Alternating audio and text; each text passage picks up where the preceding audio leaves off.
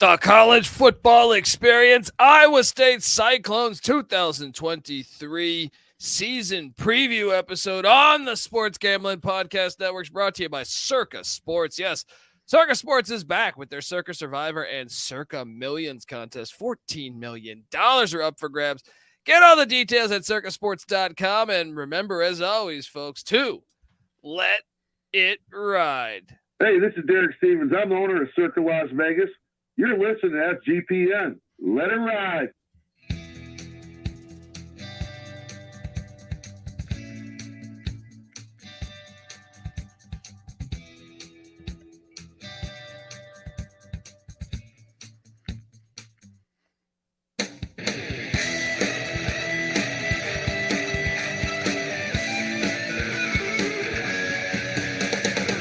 Yes, yes, yes. Woo!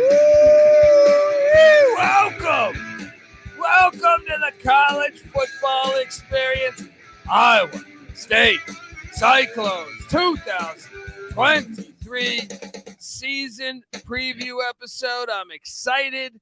I'm really excited. Big fan of what's going on in Ames. What's been going on since 2016 has been Matt Campbell dominating and, dominating for Iowa State standards. But perhaps you're wondering, we're going to talk more about that, but perhaps you're wondering just who the hell you're listening to. Well, my name is Colby Swigga, Database Dan, a.k.a. Pick Dundee. That's not a pick. This is a pick.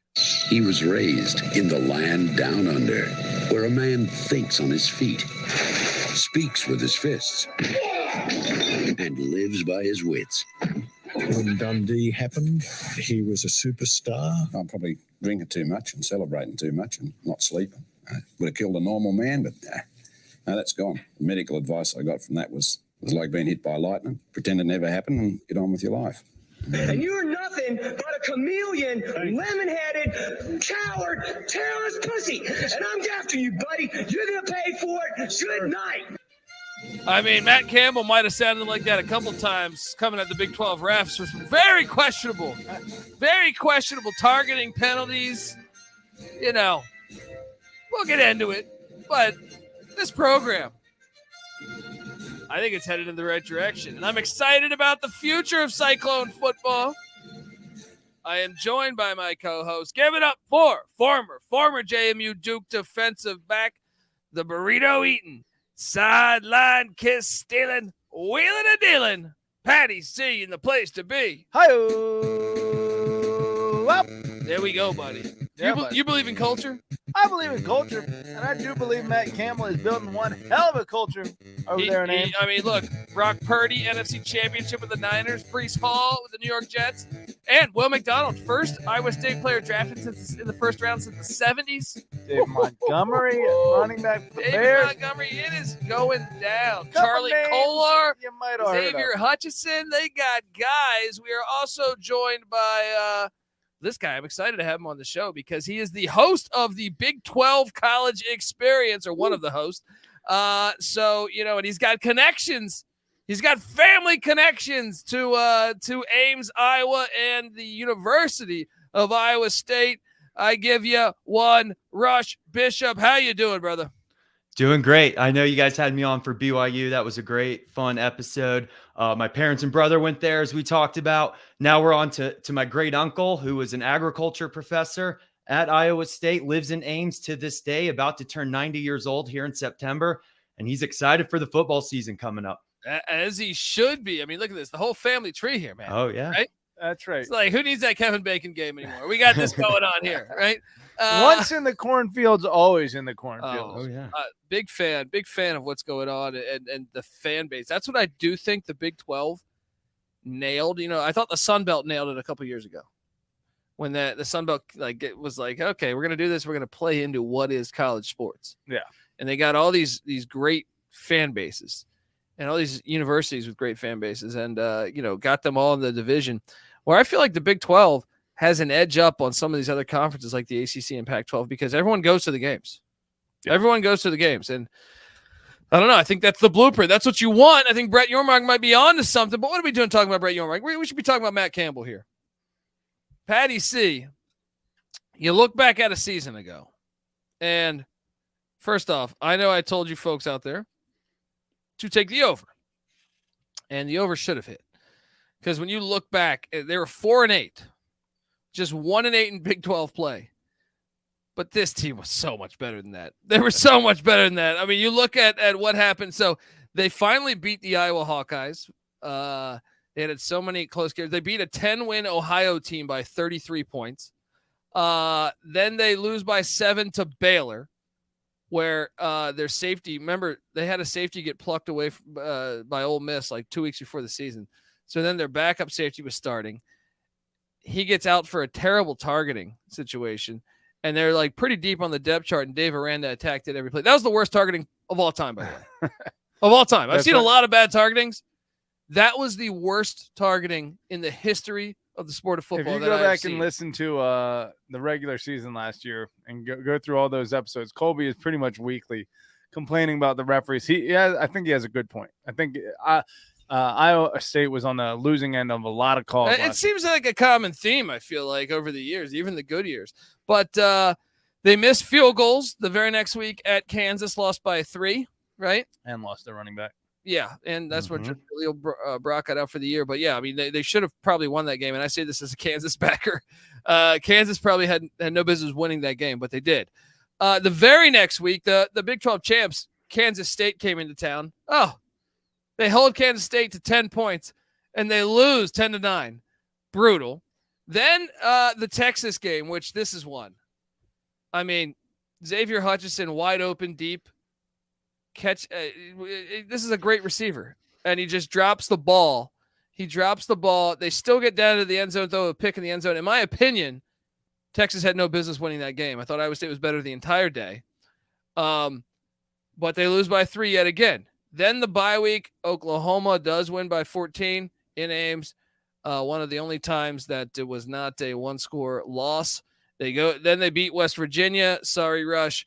By 17, so I'm sure your uncle might have sent you a nice piece of mail, probably, judging by the age. I lost some beer that day. Yeah. And then at Oklahoma State, Patty C, they lose by 6. Texas Tech, who had a great season, by 4, and then they did get just totally destroyed at TCU. But man, you look at it. Wait, 1, 2. What is the 7, 6, 10, 11, 14. Yeah. 14, 20, 24. So what? How many losses is that? 24 points and 6 losses. 6 one-possession losses. I mean, now that's what happens when Brock Purdy and Breece Hall and Charlie Kohler all leave. The offense seemed to be there, but yet not there. Turnovers at bad times, missed field goals.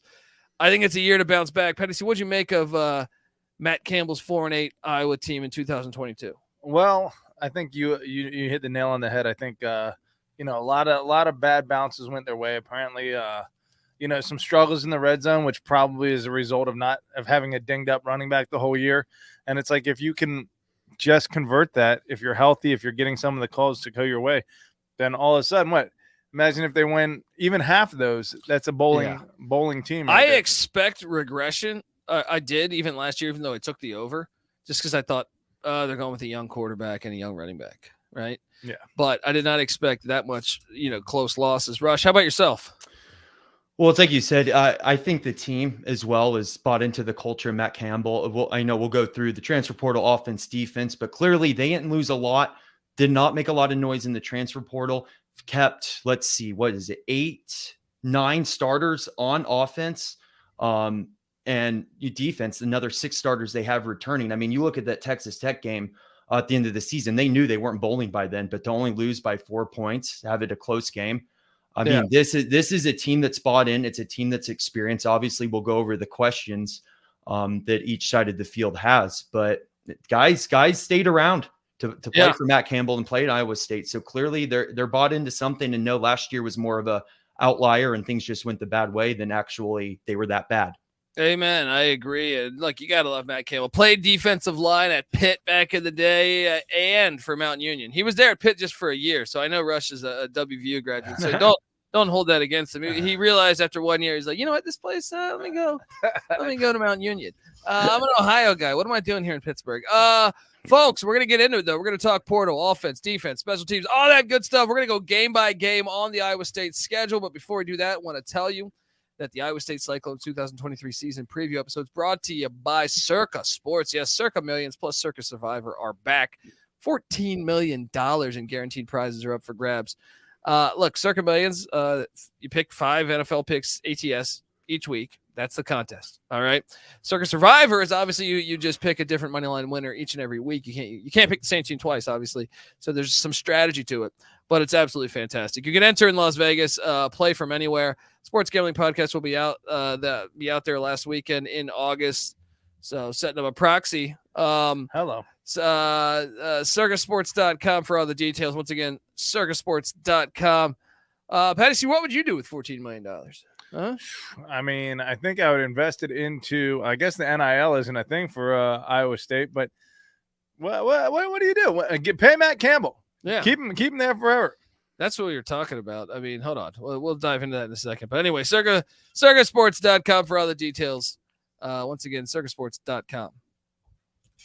All right, we are back on the college football experience. Iowa State Cyclones 2023 season preview.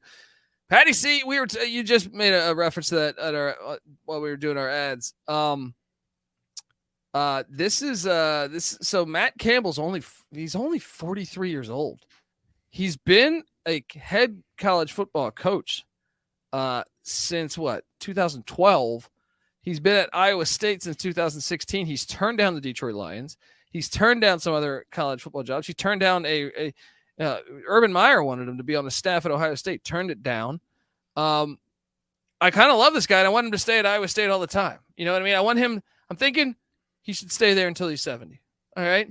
Because this is awesome, right? I know the only thing that could make him leave was probably Cincinnati or Ohio State. Because he's an Ohio guy. I'm sure Ohio State would get him to leave. Yeah, but hopefully he stays there. What do you make of him turning down the Detroit Lions and turning down other jobs? He wouldn't even take the interviews. Pretty darn impressive in this day and age. A definite, departure from what we're used to seeing. And before last year, he had gone to 5 straight bowl games with the Cyclones, 1 Big 12 championship where they lost barely to Oklahoma. He is a fantastic coach, and I fully expect him to bounce back this year. I know, we got to get into it, but Rush, how about yourself? How do you feel about Matt Campbell? I think Iowa State needs him, and he needs Iowa State. Clearly, speaking obviously from a West Virginia fan, it used to be Kansas and Iowa State. You could mark those as 2 automatic wins every season for the football team, and he clearly, obviously, Kansas too, but obviously in this situation, Matt Campbell has done an excellent job of putting the program on the map. Incredible season, what he had back in 2020. For Iowa State, it's one of those things. The grass isn't always greener on the other side, and it's also not the grass is always greener for Matt Campbell, and I think he knows that. So that's why you see him turn down jobs like Detroit Lions. I know he was rumored at Nebraska. There's something about kind of that perfect storm and perfect match. It's be careful what you wish for, and he could make just as much money, have, like you said, be there the next 30 years and they would still have him. So why risk something that's good, if not great? Yeah. And it's kind of what he preaches. If you've seen some of his not his press conferences, but his speeches to his team, he's like a breath of fresh air in 2023. And we'll get to that because the transfer portal, by the way, not a big believer. Yeah, not a big believer. Matt Campbell. And you see his team or his players leaving and him basically crying on senior day. It's man, it's really legit. He's bought in completely. He's been there 7 years. He's 43, like you said. So he started at 36. 3-time Big 12 Coach of the Year. For context, we all, the immediate comparison for a long-term coach in Big 12 country in that section of the country who has transformed a program is Bill Snyder. Bill Snyder was at Kansas State for a long time, but guess when he took over that program? 80s, right? 89, age 50, right? So Matt Campbell took over at age 36. We're talking about a guy who can be the next, Paterno. Please stay there. Without Sandusky and all that shit. But, let's talk about it. Because the transfer portal, like I alluded to, this was one of the easiest ones. I felt like I was doing Army or Navy or Air Force because, not a big buyer into the transfer. Now, people can leave. He's like, you don't want to be here? Get the fuck out. All right. Departing is defensive lineman Hunter Dekkers to Bowling Green. Defensive lineman Johnny Wilson still in the portal looking for a home. Defensive lineman Howard Brown to the Boise State Broncos, saying buck 'em. Cornerback Tavon Kyle to the Virginia Cavaliers, Patty C. QB Nate Glantz to McNeese State. Wide receiver Sean Shaw to Texas State. Running back Deion Silas to Rhode Island, the Rams. Linebacker Hunter Zenzen to North Dakota State. Wide receiver Tristan Mashad is still in the portal. Defensive end Jaden Gray to La Tech. Safety Mason Chambers to Incarnate Word. Defensive lineman Blake Peterson to the Jackrabbits, the reigning FCS champs in South Dakota State. Incoming, they took running back Arlen Harris from Stanford and linebacker Zachary Lovett from Missouri, and that's it. That's it. This is the easiest one ever, man. I feel this is well, the question is have they won or lost the portal? My thing is like if they're taking two guys that I understand they lost like 12, but no, that's the answer. They lost the portal. I think they won it because they know what they want, right? Like to me, the other guys weren't starters. I look here and I'm like, okay, Harris isn't a starter either. I guess he's projected to be actually the third string running back. So maybe you're right, Petty C. But yeah, okay, I guess you're right. You're just losing that much depth compared to what you're bringing in. It doesn't even have to be starters. Like especially if your mantra is culture and player development. Dave Clawson. That's what his comparison is. Yeah, or even Dabo Swinney, a much less. I think Clawson's probably closer, Yeah. but like not a user of the portal, so it hurts to lose those guys no matter what. I mean, Rush, do you think that in college football in 2023 you have to use the portal more? Is this a knock against Campbell, or is this something that you just think that's him and that's going to work? Well, I think this is the litmus test. I think we're about to find out when you have, let's see, you have 9 starters returning and 1 transfer portal player that's going to take over. And then you have another 6 returning on defense and have another 2 transfer portal players taking over. There's not a lot of more gaps you need to fill. So if you're able to keep it consistent, you're clearly guys have bought into your culture, like we were talking about earlier, what you're trying to do. So I think in a world of chaos that is the transfer portal and NIL, the fact that you can keep your program pretty consistent and avoid that and have buy-in, and we'll see if that now that they're kind of the outlier in this, how well it works. So I think we're about to find out. It's one of those things. But I do think from the standpoint of keeping it consistent and not having a lot of holes to fill and bringing some guys up, I mean, you got to call it a preseason win. Yeah. I mean, it's just refreshing. Well, it's just refreshing. As a UVA basketball fan, I feel like Tony Elliott is all about. He doesn't had any 5-star or Tony Bennett, right? That's right. Not Tony. Yeah. Tony Elliott. There's a lot of questions. A lot of questions there. Tony Bennett. They have lost, and he's had to use the transfer portal. That's the nature of the game. But generally speaking, he has the same blueprint as player development. And it occurs to me, it's like for these coaches that are such like player developers, it's probably healthier for them in the eyes of their program to let a player walk and just rather than plug it with a player from the transfer portal, just recruit more players, right? And have them in your system for a longer period of time. Because if you're filling players with, no experience in your system, then that's a net, lack of experience in your system that could ultimately be plugged up with recruiting and developing. So if you're good at development, it's probably a better approach. Yeah. So, I mean, I don't know. The offense a year ago, though, needs some help. They were 113th in scoring offense. Rush offense was 115th. Passing offense, 37th. Total offense at 82nd. This is the big question mark, I think, coming into 23. Hunter Dekkers, though, is back. And to me, you saw flashes of him being really good. But they also, I know, are excited about some of the backups here at the quarterback spot. But, I would assume it's going to be Dekkers. But I know they have J.J. Cole, a freshman they're super excited about, and also Rocco Beck, a JUCO, I believe. But either way, I do think the Dekkers was a freshman last year.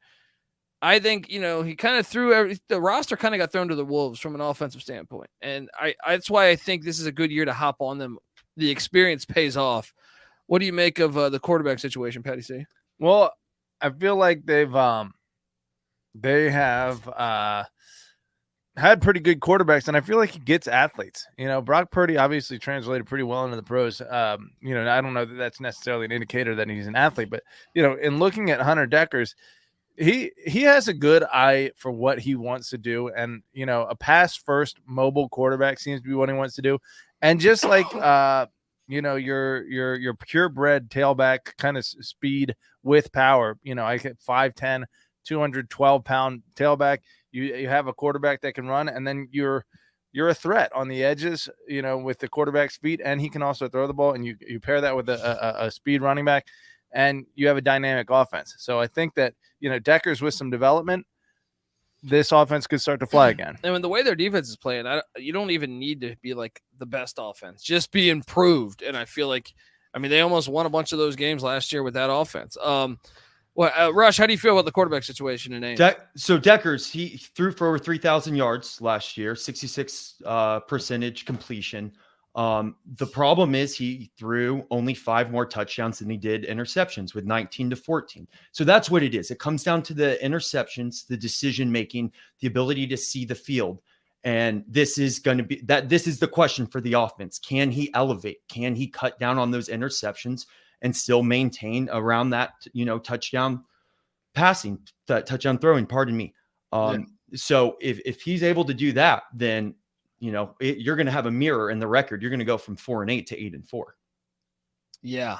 And the running back spot is, I think this is one of the positions that they're super, super excited about, because you have Jirehl Brock was injured last year, but he was a big time recruit. They bring in Harris from Stanford, who can play. And then you have Cartevious Norton, who so I'm sold on this running back room. I think this running back room has depth now. And they also have the true freshman Carson Hansen that I think they're excited about too. I really think this will be a very improved unit at the running back spot. Patty C, what do you think? I was looking at the game log earlier. I'm going to have to pull it up for Brock. But, yeah, it seemed like he was getting off every game, I want to say.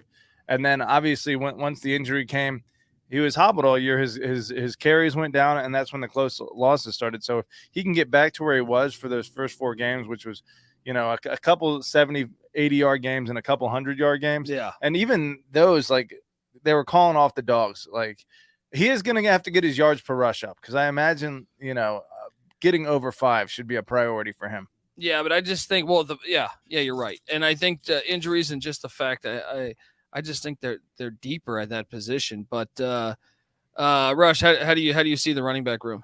Yeah, everything you guys said is can they stay healthy? Can they stay healthy? And if someone ahead, can they have the next man up type of situation? Because especially as if we don't talk about is if Dekkers is still falling into the trap of struggling to game manage or throw interceptions, you're going to have to rely on your running game.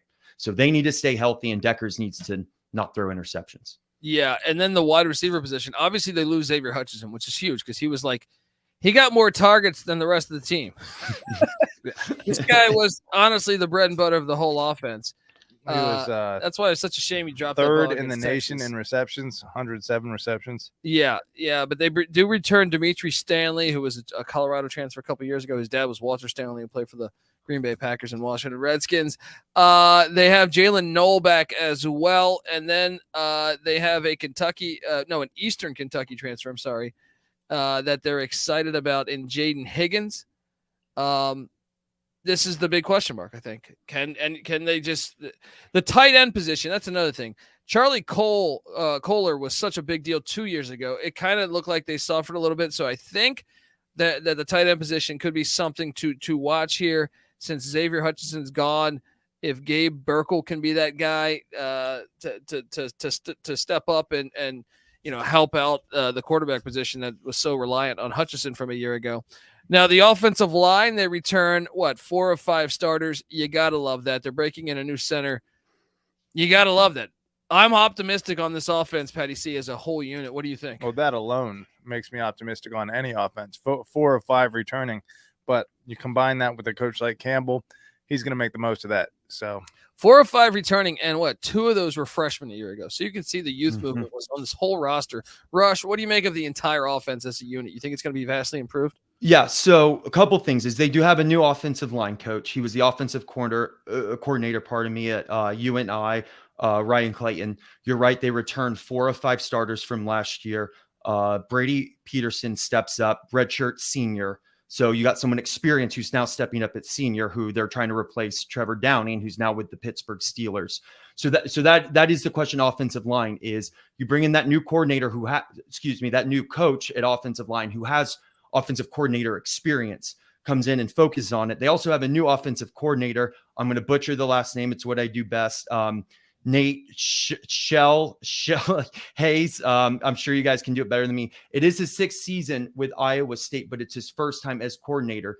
This guy is supposed to be the new up and coming thing, the new, like, this will be a head coach someday. So we'll see how he handles the offensive problems, because the way you see it with them losing 6 one-possession games last year, the offense only averaged 20.2 points per game, and the defense gave up 20.3. So that 0.1 is a huge difference. So even the offense scores another point or two. I mean, we've talked about this already.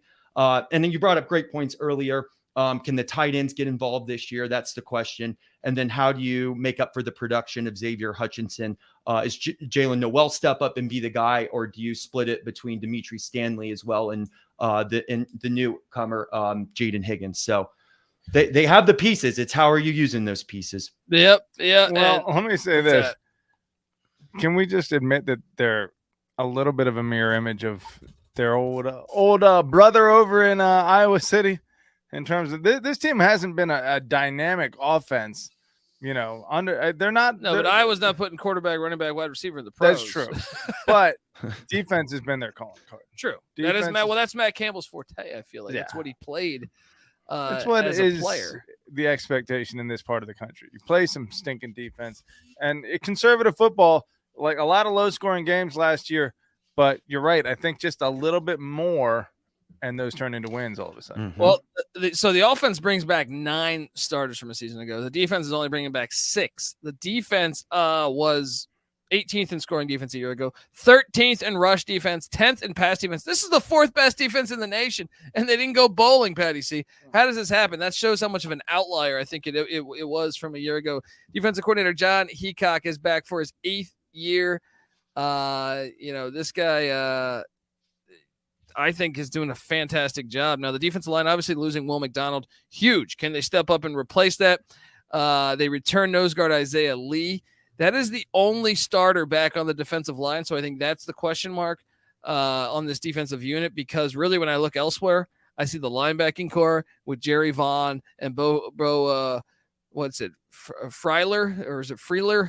I forget, but they're solid at the linebacking core.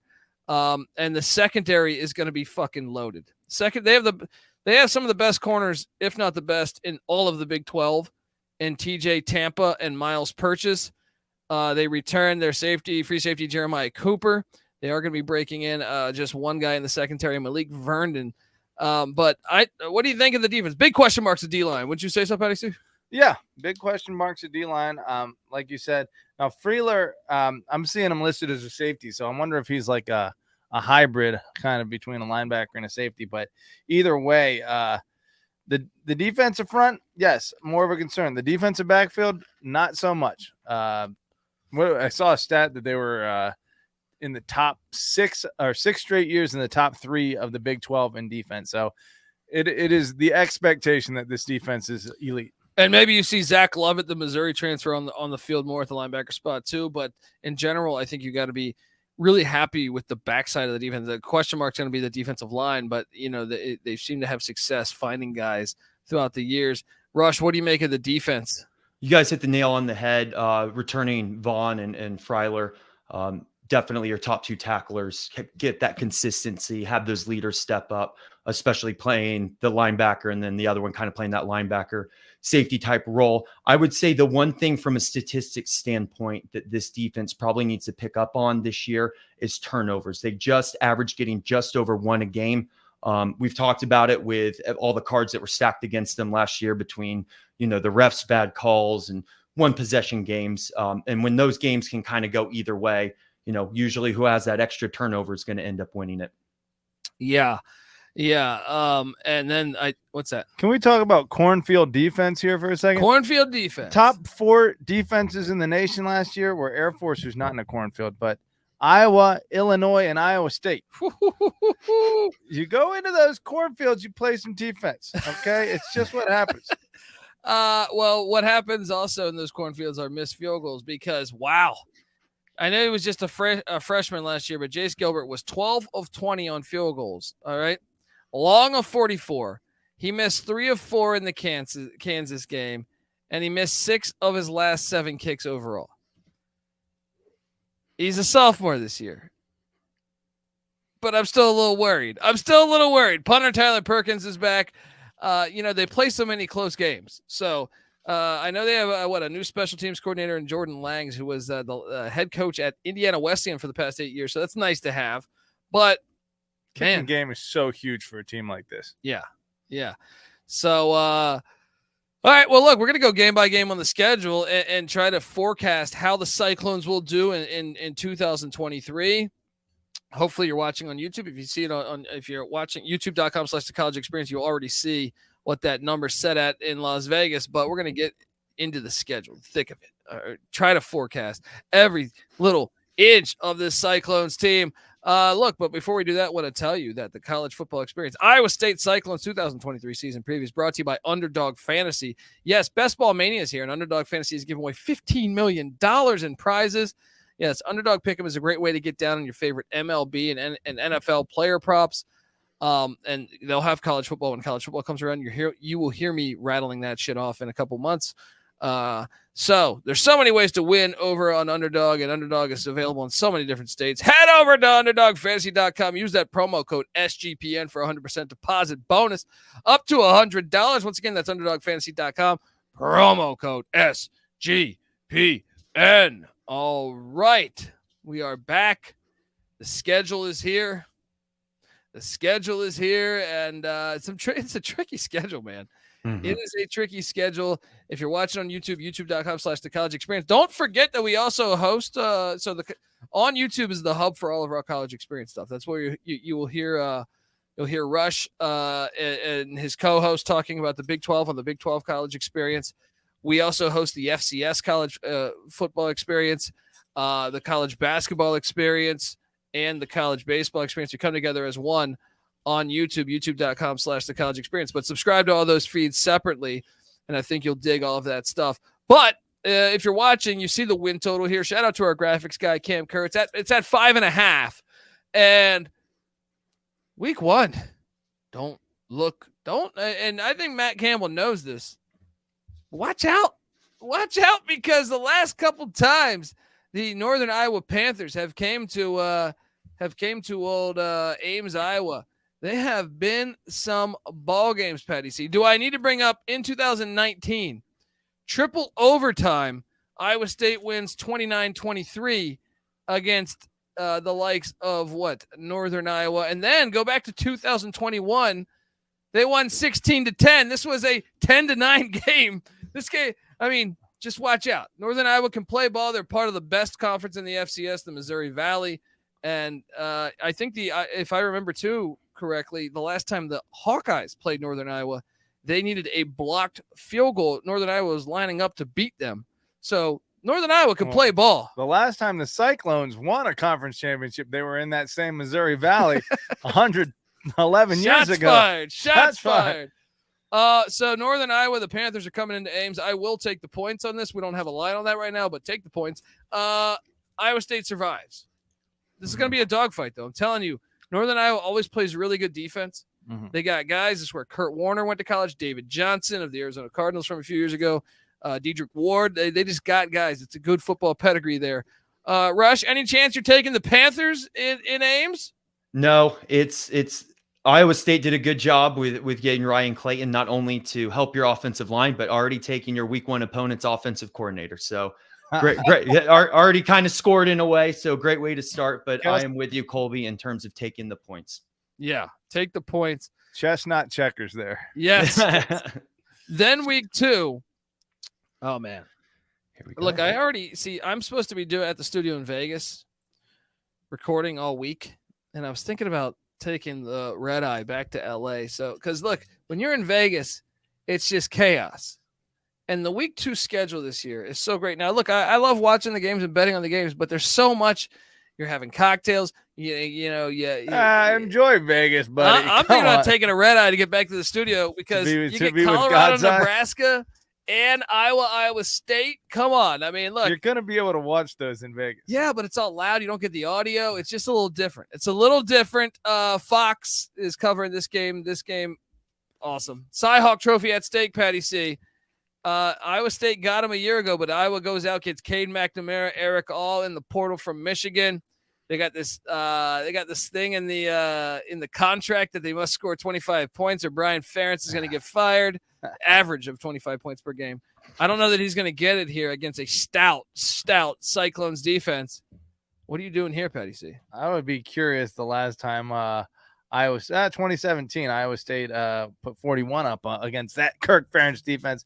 Still took the loss. They have found a way to lose this game close. Not last year, though. So many times. They finally got it figured out last year. Hopefully that's a sign of things to come for the Cyclones. These games are hilarious. I love these games. Actually, they were going to beat them a couple years ago, and then there was a lightning delay for like 12 hours. They had a lead like deep into the second half and a lightning delay for 12 hours, and Iowa comes out of it at like midnight. Yeah. And Iowa ends up like blocking a punt or something. These games are hilarious. But you know what, man? This is as 50-50 as it gets. Yeah. I'm going Hawkeyes. I think I'm going Hawkeyes too. What are you doing here, Rush?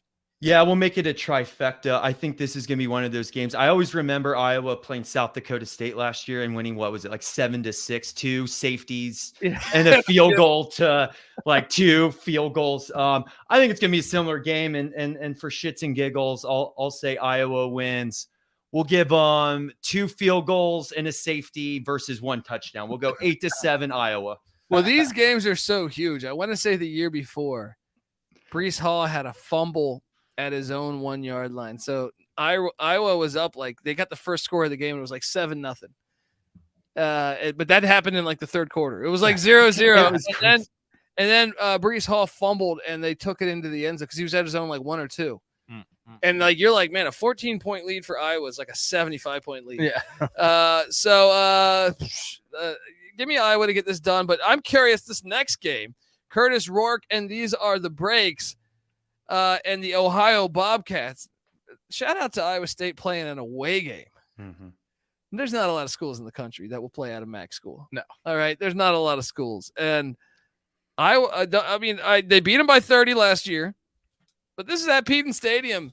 I do believe the Pitt Panthers, some 15 years ago, maybe 12 years ago, went on the road to Peden Stadium. They thought, oh yeah, we'll do that.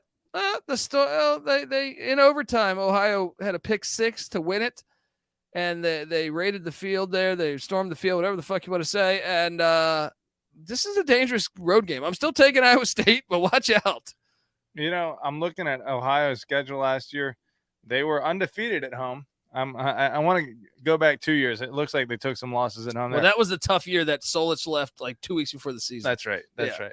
Either way, wouldn't think old Oxford, Ohio, or Athens, Ohio, rather, would be that much of a hornet's nest. Pissing off those fans. Sorry. Right? But I still got to go Cyclones here. Rush, what are you doing here in Peden Stadium? I will take the Cyclones as well to go 2-1. Everything you said is right. You got to be careful on the road, especially against an opponent that in a weird way has more to win than you do. But it also, in a way, could be a good script for other teams to follow. Yes, it's a little more of a risk, but you can kind of start the Big 12 slate on the road, kind of have a different environment. It may be one of those risks that ends up paying off for them down the road in the Big 12. Okay, and then next is the Big 12 opener when Oklahoma State comes to town. These games, this should be nationally televised because these games have been fucking insane lately. Honestly, go back to like 2011 when remember Oklahoma State was about to play in the college football playoff. Final game of the year.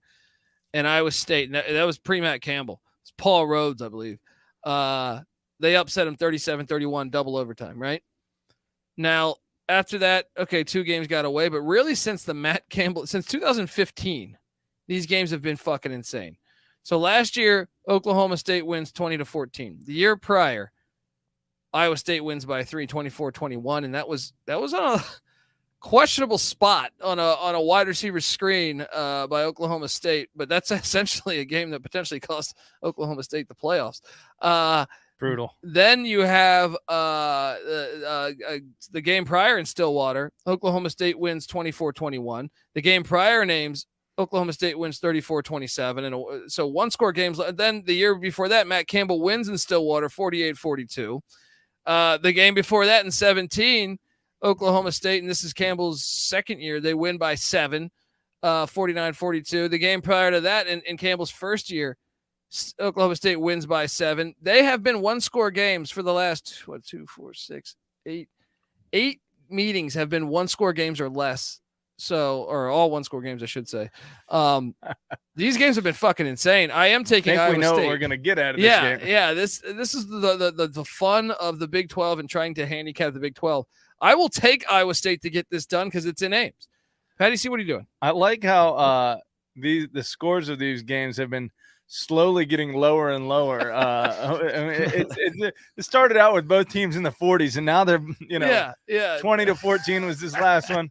I don't know. This is a really tough game. Oklahoma State kind of owns the series 34-20 all time, but I get the feeling I want to give the Cyclones some love here, so I'm gonna do it.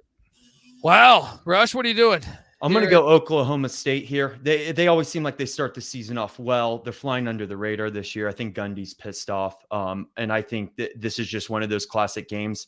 Everything you mentioned there, I'm kind of the opposite. I think this series, the home team actually doesn't matter. Obviously it can help, but I don't think it matters in this situation. I'm going to go Oklahoma State. Wow, the honesty here. I like it. Okay, his uncle's not going to get a Christmas. He's not going to get a Christmas card from his uncle. Sometimes when we touch, the honesty is too much. Yeah.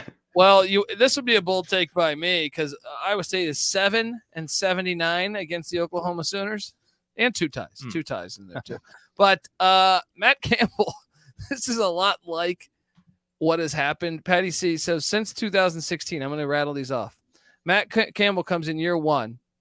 He loses in Ames by just 10 points to the Oklahoma Sooners and Lincoln Riley at the time. The very next year in Norman, he wins 38-31, right? Gets it done on the road in Norman, which hardly any teams in the Big 12, I feel like, especially at that era in 17, would go into Norman and get wins. The very next year in Ames, Oklahoma wins by 10, right? Probably a closer game than the final score indicates. Then the very next year in Norman, Oklahoma State, Oklahoma wins 42-41, and that's because Matt Campbell goes for 2 and the win. Left corner of the end zone, incomplete pass. The very next year in Ames, Iowa State beats Lincoln Riley 37-30. They meet in the Big 12 championship where Oklahoma wins by 6. That was brutal. In Arlington. Then in 21 in Norman, Oklahoma, this was a 21-21 game in the fourth quarter. Oklahoma ends up pulling away 28-21. And then last year's a little deceiving too. Final score was 27-13, but this was like if memory serves me correct, I believe this was like a 14-13 game a lot of the way there. These are dogfights. Now, I know it's been a little different. You got Venables coming into Oklahoma. This isn't Norman. I'll take Oklahoma, but I don't feel very confident about this. I feel like this is going to be a one-score game. I lean Oklahoma just because of the history, but it would not surprise me. The last 3 times he's been in Norman, it has been a 7-point loss, a 1-point loss where you went for 2, and then a win. So what are you doing here, Patty C? Well, 7-79 all time, like you mentioned. I think history is very much on Oklahoma. Campbell's beat him twice. That's true. He's accounted for like a third of their all-time wins. Iowa State won the initial matchup 13-0 back in 1928 between these two teams. And since then hasn't won by more than a touchdown in the entire time. So it is tough sledding against the Sooners, but no one has had them better prepared than Campbell. Still got to go Sooners here. Rush, what are you doing here in Norman? Going contrarian here. It seems like Oklahoma into September always has one of those losses. It's usually to Kansas State. I think this year Iowa State actually gets them. I have them 3-3 after this game. Well, it is the game before the Red River Shootout. Look ahead, Central. Oh man, it's a great spot for Matt Campbell to It catch. is. It would not shock me. Okay, so we all got him then at what 3-2 through the month of September, right? I think we all do. Oh, 3-2. Pardon me. Yep. Yeah, 3-2, and then the TCU Horned Frogs come into Iowa State. They whooped their ass last year. This is a revenge game. Iowa State beats TCU. I got the Cyclones moving to 4-2 on Saturday, October 7th. Patty C, what are you doing here? I feel like I do too. I mean, it's really hard to overlook what happened last year and just assume that. Well, that's that the big of a- motivation. That's the motivation, buddy. Yeah, well, you can be motivated, but you usually get your ass kicked again, no matter how motivated you are. But in Ames, I'll give it to the Cyclones. Do you want me to remind you of what happened the year prior? Yeah. What do we got? Iowa State in Ames won 48-14. So maybe that So revenge factor is a big deal. Actually, TCU hasn't won in Ames since 2015. So they're winless against Matt Campbell. in Wowzers. Ames. Well, I'm glad I picked them then because Yeah. I'm sticking with the Cyclones. Rush, what are you doing in this one? You took my whole argument there, Colby. I have Iowa State winning this game. There we go. And then so that puts us at 5-3. No, 4-3. Four- No, 4-2. Right? They lose to Iowa and Oklahoma for me and Patty C. He has them losing to Iowa and Oklahoma State. I have them 4-2 as well. Okay. Now they head to Nippert once again, and I think I do believe Matt Campbell's happy to welcome Cincinnati because he can recruit in Ohio better now. I got them going in the Nippert and getting the dub. Patty C, you're a Cincinnati Bearcat fan. You still believe? Not so fast. Nippert's a hard place to win, and Cincinnati has been a comparably talented team over the past few years. In fact, I want to look at the talent composite. I think they're pretty close. But either way, I think everyone's sleeping on Cincy, and Cincy gets it done here. Whew. Rush, what are you doing here?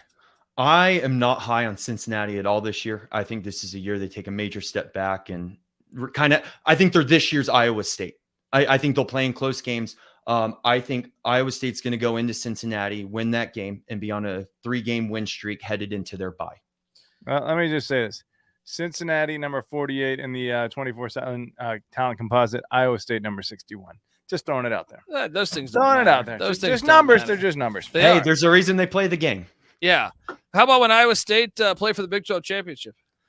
Hey, even a blind dog finds a bone some days. No, I'm just kidding. It's Iowa State podcast. They're great. And Matt Campbell is a great coach, and he very much outcoaches the talent level of his team and rated criminally. But to sleep on Cincinnati may be Because folly. they seem to all go to the NFL. No, You know what I mean? All Fair. these Iowa State guys, Fair. they seem Matt to make Campbell it in makes the an NFL. embarrassment of 24/7 sports. I'll say that. So look, I got him heading into the bye week, and I think Rush does too with 5 wins. Patty C's got him at 4. The win total's at 5.5.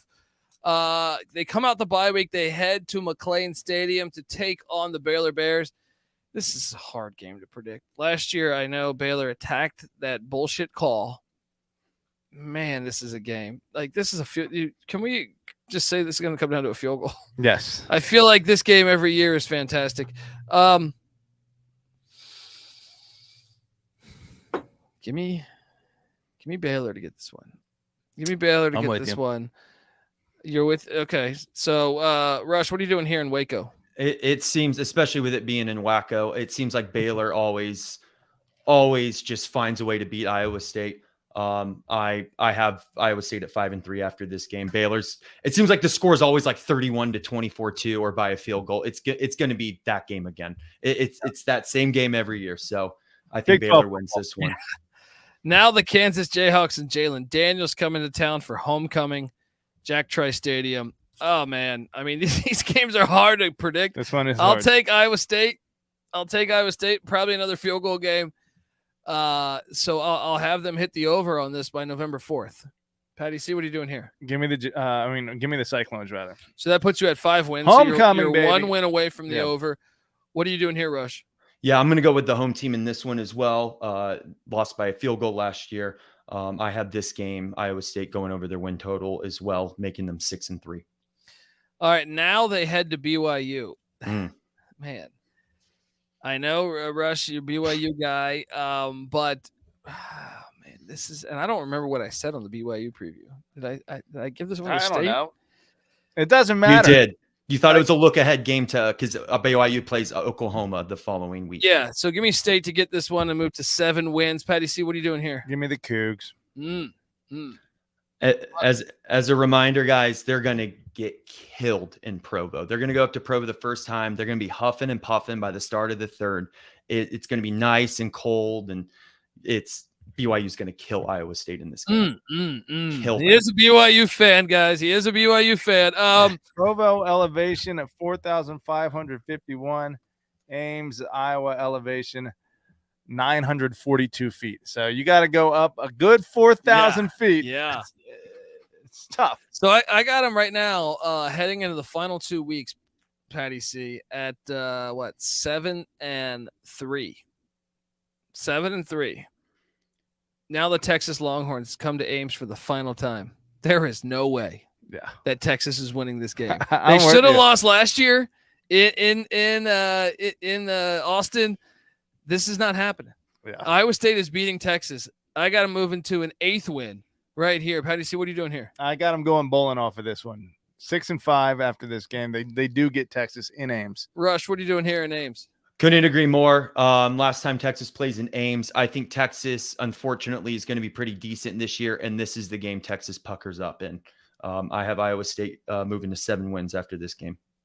I got him at 8. He's got him at 7. Patty C's got him at 6. Curious what Texas has surrounding this game. Let me double check that. They'll have just come off of Kansas State and a road trip to TCU, so this is the second end of a back-to-back. Tough spot to catch Iowa State in. Texas is 1-2 in Ames against Matt Campbell, and that one win was in his second year, and even that was a close 17-7 win. They actually, he kind of has their number before last year, and like I said, I really think if you go back and watch this game, if you have YouTube TV, it's on demand there. Watch this game and try to tell me that Texas deserved to win last year. I thought Iowa State was the better team, and they lost on the scoreboard. I mean, lo and behold, everyone's high on Texas again. Yeah. How many times? Campbell had beaten him. This? Hold on. Campbell before last year, which I said 3-point loss last year. Campbell had beaten him 3 straight times. So it was almost 4th. They're beating him in Ames. Wow. They're beating him in Ames, which sets up for me, if they win this next one, I actually kind of believe that Farmageddon on November 25th, Bill Snyder Family Stadium, this one will have implications probably on appearing in the Big 12 championship. I think Kansas State's too good, though. I got K-State winning. If this was in Ames, I'd probably take Iowa State. But in the Little Apple, I got Kansas State winning this. I got them going, 8? What did I call it? 8-4? Is that correct? 1, 2, 3, 4, 5, 6, 7, 8. 8-4 is my final record. Patty C, what do you have happening here? They do have an all-time lead in that Farmageddon Kansas State rivalry, 52-50. That's great. And 4. Absolutely great. All time. However, Kansas State brings that series within 1 by getting the W in the Little Apple. That should be where College Game Day should be. Yeah. Rush, what are you doing here in Farmageddon? I think everything has a funny way of evening out. They had 6 one-possession games, as we brought up, that they lost by last year. I think this year it's going to be the opposite. They're going to have 6 one-possession games they win by this year. It's going to be like the Minnesota Vikings we saw this previous year. And I think because of that, the mirrors are going to reflect each other. One of these games being against Kansas State in 10-9 game. I think Iowa State's going to go 8-4 and win Farmageddon this year. Wow. So I got him 8-4. He's got him at 8-4. Patty C 6-6. 6-6, but I feel like 7-5 is really where I want to go with it. But if I'm breaking it down, it comes out to 6-6. But I feel like this is at least a 7-5 team here. All right. So we're all on the over. I actually do think you could hear me be mentioning this on our locks episode in August, but because I feel very good about this. Last year was a youth movement. All those guys, they lost small. They were all freshmen. How many freshmen on that starting team? I feel like there's a decent amount. Let's before I get out of here, I had the opportunity to talk to Michael Barker about Jack Trice Stadium there in Ames. So I sat down with him. He's known as College Football Campus Tour. You should check him out because he's fantastic. He goes to like 1,000 college football games a year. Anyway, here is that interview right here. So with no further ado, here we go. Joining us on the College Football Experience, Iowa State Cyclones 2023 season preview is none other than College Football Campus Tour. You might be saying, hey, what are you talking about, Colby? Yes, College Football Campus Tour on Twitter. That's at CFB Campus Tour is an account you should be following because this guy, Michael Barker, he basically goes to every stadium. He goes like 6-7 games a week. He's been to every single FBS stadium. So I'm honored to have him on the show. How you doing, Michael? And thanks for hopping on to talk a little Iowa State and Jack Trice Stadium. Yeah, thank you for having me on. Thank you for the introduction. And Jack Trice, excited to talk about it. Yeah, so I mean, look, obviously Iowa State for a long time was suffering. I feel like 80s, 90s, they were having dark years, but Matt Campbell has ignited this program, and I feel like this is a program that is really on the rise. Tell me about the history of this stadium. So it opened in 1975. Has 61,000 seat capacity. It's named after Jack Trice, was the first African American player for Iowa State. He died in a game in 1923, he died as a result of injuries from a game in 1923, and they named the stadium after him. There's a lot of, there's a note that he wrote at a hotel about giving his effort, and it's a good backstory and a great person to name a stadium after. It's actually the third largest stadium in the Big 12, and when Oklahoma and Texas go to the SEC, it will end up being number 2, with BYU jumping up number 1. So it's one of the biggest facilities in the Big 10 or the Big 12, excuse me. And then in their history, they have 14 wins over top 25 opponents at home. So they've had a lot of significant upset wins at Jack Trice. Yeah, and I can understand the reason for confusion because they had 10 teams this year. They have 14. Next year they go to 12. It gets confusing. And Jack Trice Stadium. I've always wanted to go there. I remember that Oklahoma State game when they were about to make the playoff and or the national championship. I think that was pre playoff, but Iowa State knocks them off on a Thursday. I believe it was a Thursday night. Might have been a Friday, but they always seem to have a great fans, and it just seems like a great fan experience. So tell me about your experiences to Jack Trice. Yeah. And I can echo that. In the pregame, they have this tornado warning siren that goes off and it gets the crowd in a frenzy and they got a countdown. So it's a cool introduction. I went there for, I'm going to say 1.5 games. In 2018, I tried to do a 2-for-1 with Iowa State. I got to Iowa State in time for kickoff. They played 5 minutes against South Dakota State, scored a touchdown, went up 7-0. Then they took everybody off the field for lightning in the area. About 3 hours later, it didn't let up and they canceled the game. So I didn't really count that one. Brutal. So it was brutal. And, you're booing your own announcer for canceling it, but what can you do? And then in 2020, I went there. It was a COVID game, reduced capacity about 50%, but it was the season finale, and they absolutely annihilated West Virginia. So been there twice, visited on non-game days. I feel like it's a little bit personally incomplete, but again, great stadium, a lot of good victories there, and I'm hoping to get back there. They're a good 2-for-1 candidate. With Drake in the FCS, and then as I mentioned, Iowa State, University of Iowa. So trying to get them back on the schedule as soon as possible. Oh, I'm telling you, folks, look, 2-for-1s he's talking about. He's not talking about the grocery store here. This guy's talking about going to multiple games in one day. That's why you should be following Michael on Twitter at CFB Campus Tour. He does the photo of the game. It's honestly like just an awesome follow. That's how I even became friends with him. I was like, who the hell is running this page? They do great work. And that turned out to be Michael Barker. Michael, I appreciate you coming on the show, man. And maybe one day I'll catch you at Jack Trice Stadium. Let's do it. I'll see you there. Thanks, Colby. Anytime. All right, Michael Barker. Dude, I got to get to Ames. Rush, have you been to Ames to see your uncle? Not yet, but I need to. One of those things that got to get there. We got to get out. We got to make a trip, man. All those Iowa schools, man. I feel like there's got to be. We should get there for Farmageddon. Yeah, Farmageddon would be That's pretty when you got to get there. That'd be pretty great too, folks. We're all on the over. I feel pretty good about it. How do you guys feel about the over? Patty, do you feel pretty good? Yeah, Rush, how do you feel about the over? Feel great about it. Yep. Yeah, I think you're going to be hearing me say this in August on our Locks episode. Folks, subscribe to the College Football Experience. Once again, we are on Twitter at on Twitter. Yeah, on Twitter at TCE on SGPN.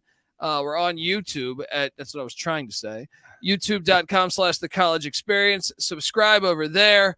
And look, the Big 12 College Football Experience, you got to subscribe to that. That's Rush Bishop. Rush, I appreciate you hopping on the show to talk with us. You can give him a follow on Twitter at Rambling Rush. Great name. Great name there on Twitter. And yeah, I'm excited. I'm excited for the Big 12 College Football Experience because this year's going to be fucking awesome. This year and in the coming years, I think the Big 12 knows what they're doing, their footprint on what they want to do. Also, give Patty C a follow on Twitter at PattyC831. I'm on Twitter at TheColbyD. Once again, the College Football Experience is on Twitter at TCE on SGPN. And check out the FCS College Football Experience, the FBS College Football Experience, all that good stuff, the College Basketball Experience, the College Baseball Experience, part of the Sports Gambling Podcast. You want to check them out. We just had a Joe Theismann on this week, and then Carson Steele, the starting running back for the UCLA Bruins. Go check out that. And we got Phil Steele coming on soon. So, folks, subscribe, tell a friend, get the SGPN app for free in the App Store and Google Play Store.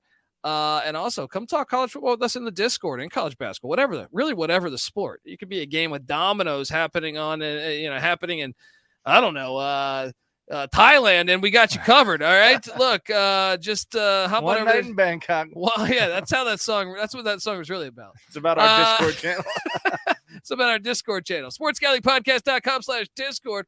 All right, folks, this is the College Football Experience, Iowa State style. You better start thinking about yours, and we out of here.